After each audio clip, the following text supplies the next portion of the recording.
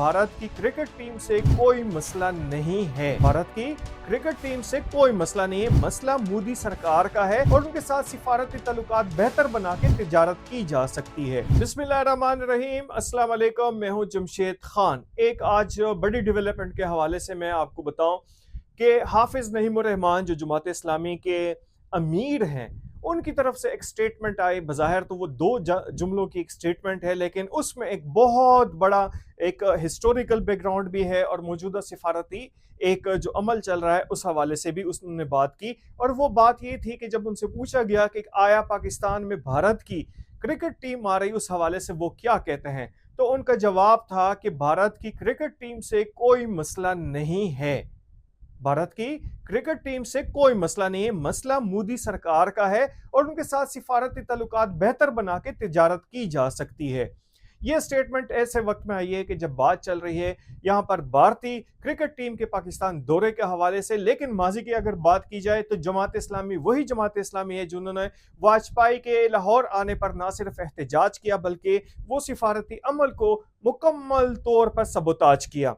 आज उनके उसमें जो है थोड़ी सी मस्बत तब्दीली देखने में आ रही थी अमीर जमात इस्लामी के लहजे में, कि वो चाहते थे कि उनके क्रिकेट के आने से कोई मसला नहीं, लेकिन सिफारती ताल्लुकात बेहतर होने चाहिए। लेकिन साथ साथ उन्होंने कुछ सवालात भी किए कि आखिरकार कश्मीर के हवाले से, मकबूजा कश्मीर के हवाले से उनको किसने भारतीय सरकार को जो है वो ताउन दिलाया था, जिसकी वजह से वो वहां पर आईनी तरमीम करने पर जो है वो कामयाबी उनको हासिल हुई। उस हवाले से भी उन्होंने काफी सवालात उठाए। लेकिन सबसे बड़ा एक जो उनकी तरफ से मस्बत एक वो आया, जुमला आया कि भारत सरकार के साथ भी सिफारती ताल्लुकात पे नजरसानी की जाए और इस हवाले से जो तिजारत है उसको बहाल करने की कोशिश की जाए। ये तो जमात इस्लामी की जानिब से आए। 26वीं आईनी तरमीम के हवाले से हाफिज नईमुर रहमान का ये कहना था कि एक शर्मनाक अमल था।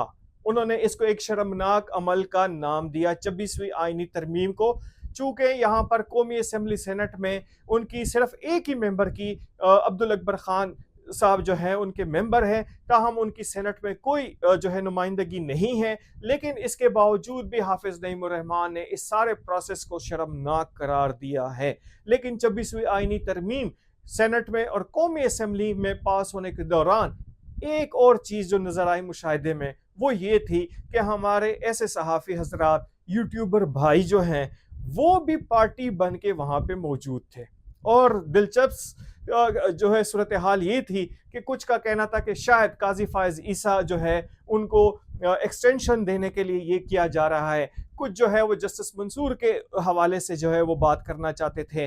दोनों एक पार्टी की सूरत हाल दिखाई दे रही थी। कोई खुशी मना रहा था, कोई गम मना रहा था, कोई किसी के चाहने वाले थे। और मुझे हैरत इस बात पे हुई कि लोगों को अवेयरनेस देने वाले, दूसरों को अवेयरनेस देने वाले आईनी मामलात में क्यों पार्टी बन जाते हैं?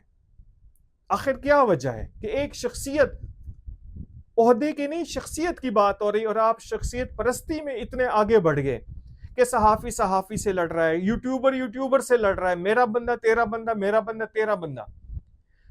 अगर बात की जाए तो ये बिल्कुल गलत है, ये बिल्कुल गलत है। सहाफी की ओपिनियन नहीं होती। सहाफी एक कम्युनिकेटर होता है जो सिर्फ आगे इंफॉर्मेशन पहुंचाता है। लेकिन बदकिस्मती से कुछ अरसे से ये देखने में आ रहा है कि कोई सियासी जमात हो या कोई आईनी ओहदा हो, उस पर बाकायदा दो फरीक बन जाते हैं और ट्रोलिंग शुरू हो जाती है, मेरा बंदा तेरा बंदा। तो मेरा बंदा तेरा बंदे के दोनों फरीक जो थे 26वीं आईनी तरमीम के मौके पर मौजूद थे। जो एक चाहता था कि शायद इनको एक्सटेंशन मिल जाएगी, उनको भी नाकामी हुई। और शायद जो उनके एक पसंदीदा जज साहब ने आना है वो भी शायद ना आ सके, क्योंकि अब पार्लिमानी कमेटी बनाई जाएगी, 12 रुकनी कमेटी होगी जो डिसाइड करेगी कि नया चीफ जस्टिस कौन होगा। लेकिन उसमें भी 3 नाम पेश किया जाएगा। ये रस्मी एक कमेटी नहीं होगी, इसमें बाकायदा गौर खोस होगा। और यहाँ पर अरकान पार्लियामेंट का भी कहना है कि हमने माजी में ऐसे फैसले किए कि 8-0 से, यानी कि 8 रुकनी कमेटी ने 8-0 से फैसले किए। लेकिन जब वो मुतलका हाई कोर्ट में गए तो किसी ने एक दरख्वास्त दी और 8 के 8 जो यहाँ पर अरकान पार्लियामेंट का फैसला जो होता था उसको उड़ा के रख दिया जाता था। ان کا یہ کہنا تھا کہ CSS PMS اور مختلف قسم کے امتحانات جو ہیں اس طرح کے عہدوں کے لیے رکھے جاتے ہیں، انتظامی عہدوں کے لیے، لیکن کمال کی بات ہے کہ ایک نامینیشن پہ جو ہے، کسی کی بھی نامینیشن پہ اس کو ہائی کورٹ کا اور سپریم کورٹ کا جج بنا دیا جاتا ہے۔ بات پھر وہی آ جاتی ہے کہ شخصیت پرستی سے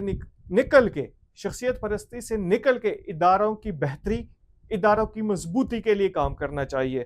صحافی، میڈیا ہاؤسز ہو یا یوٹیوبر ہو، ان کو بھی کسی ایک فریق کا جو ہے سپوکس مین بننے کی بجائے پھر آپ کہتے ہیں کہ جی ہمیں گالیاں پڑتی ہیں، آپ سپوکس مین بنیں گے، آپ کسی کی وکالت کریں گے تو پھر تو آپ کو دونوں چیزیں، تعریف بھی سننے کو ملے گی اور گالیاں بھی سننے پڑیں گی۔